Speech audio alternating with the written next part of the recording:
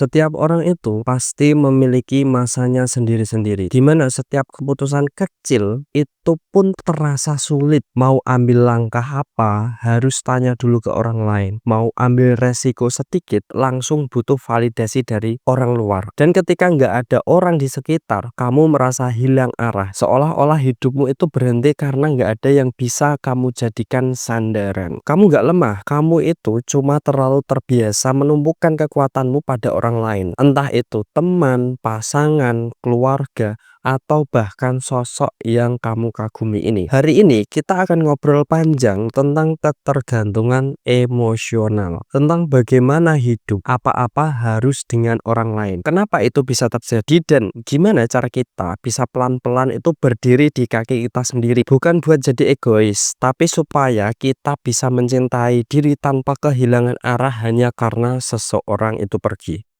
Contoh cerita, kenalin, namanya Dina. Dina itu nggak bisa makan sendirian, nggak bisa nonton film tanpa ditemani, nggak bisa ambil keputusan tanpa diskusi panjang dengan orang lain. Dia bilang, aku takut salah, aku takut sendirian, aku takut nggak cukup kuat kalau nggak ada yang dukung. Dina ini bukan satu-satunya. Banyak dari kita tumbuh dengan keyakinan bahwa kebahagiaan itu datang dari hubungan dengan orang lain. Dan memang benar, manusia adalah makhluk sosial. Tapi ada garis halus antara butuh koneksi dan gantungkan hidup pada koneksi itu. Kita sering nggak sadar kalau ketergantungan itu muncul dari rasa takut. Takut gagal lah, takut ditinggalkan lah, takut nggak berharga kalau nggak ada yang memvalidasi kita. Padahal kekuatan sejati itu muncul ketika kita itu berdiri, walau nggak ada yang pegang tangan kita. Banyak dari kita itu tumbuh di lingkungan di mana cinta terasa bersyarat. Kita dicintai kalau berprestasi, diterima kalau menyenangkan, dipuji kalau menuruti harapan orang lain lah. Dari situ pelan-pelan kita itu belajar untuk merasa aman. Aku harus membuat orang lain senang. Untuk merasa layak, aku harus diakui. Dan itu terbawa sampai dewasa. Kita mulai mencari tokoh penyelamat, seseorang yang bisa ngasih arah, nasihat, bahkan makna hidup itu sendiri. Padahal nggak ada orang di dunia ini yang bisa terus-menerus memenuhi kebutuhan emosional kita. Mereka juga manusia dengan keterbatasannya sendiri. Tapi ketika kita itu nggak sadar akan itu,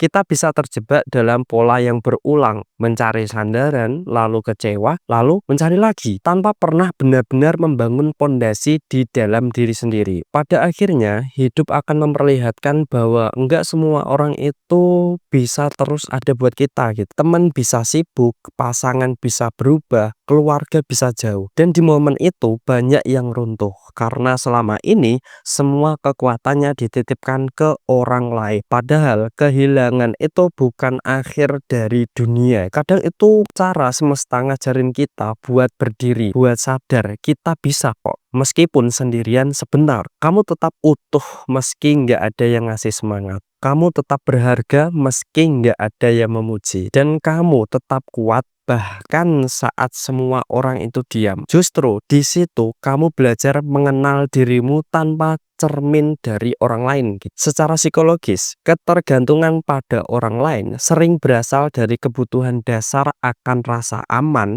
yang tidak terpenuhi. Waktu kecil, kita butuh figur yang stabil. Tapi kalau kita tumbuh dengan rasa takut ditolak atau sering diabaikan, otak kita membentuk pola aku aman hanya kalau ada orang lain. Pola ini kemudian terbawa dalam hubungan, pekerjaan, bahkan keputusan hidup. Kita takut membuat keputusan tanpa persetujuan dari orang lain karena takut salah. Kita sulit merasa tenang tanpa validasi eksternal. Tapi kabar baiknya, pola itu bisa diputus karena keamanan sejati itu bukan berasal dari dunia luar, tapi dari dalam diri yang belajar menerima bahwa aku itu cukup walaupun sendirian. Sekarang bagian yang paling penting adalah gimana caranya kita belajar tidak bergantung, tetapi tetap bisa terhubung dengan sehat. Bagaimana caranya? Pertama, sadari dan akui ketergantunganmu. Langkah pertama bukan mengubah, tapi menyadari. Katakan pada diri sendiri, ya, aku sering takut sendirian. Kesadaran itu membuka jalan untuk penyembuhan. Yang kedua,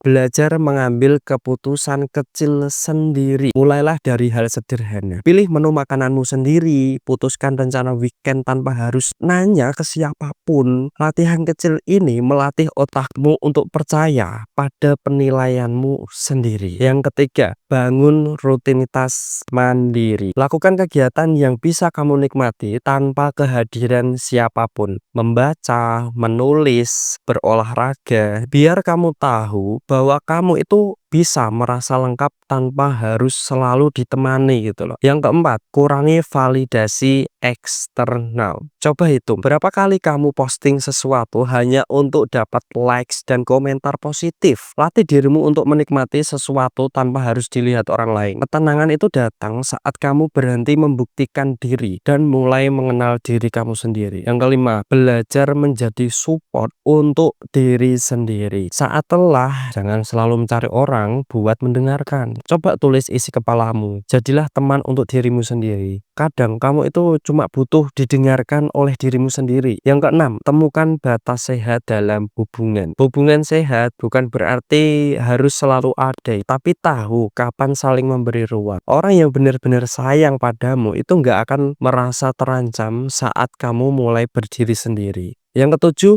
kalau perlu, bicaralah dengan profesional. Kenapa seperti itu? Psikolog itu bisa membantu kamu mengenali akar ketergantunganmu, bukan untuk menjatuhkanmu dari orang lain, tapi supaya hubunganmu itu lebih sehat lagi, bukan penuh cemas, tapi penuh kesadaran. Ketika kamu belajar berdiri di kaki sendiri, bukan berarti kamu menolak bantuan orang lain. Kamu hanya belajar mencintai dengan cara yang lebih dewasa, tanpa menggenggam terlalu erat, tanpa takut untuk ditinggalkan. Kamu tahu bahwa kebersamaan itu indah, tapi kemandirian itu perlu. Dan saat kamu bisa berdiri sendiri, kamu gak akan takut yang namanya kehilangan siapapun, karena kamu sudah menemukan seseorang yang paling penting, yaitu dirimu sendiri. Jadi kalau kamu sekarang merasa lelah karena ketergantungan, tenanglah, itu bukan kelemahan, itu tanda kamu sedang belajar menumbuhkan akar di dalam diri. Kamu gak perlu selalu kuat, tapi kamu bisa belajar berdiri perlahan. Karena hidup gak tentang siapa yang bisa kamu andalkan, tapi tentang bagaimana kamu itu bisa menjadi tempat yang aman untuk dirimu sendiri. Jadi jangan takut berjalan sendiri, walaupun itu sebentar. Kadang di kesendirian itu kamu akhirnya menemukan jati dirimu yang sesungguhnya.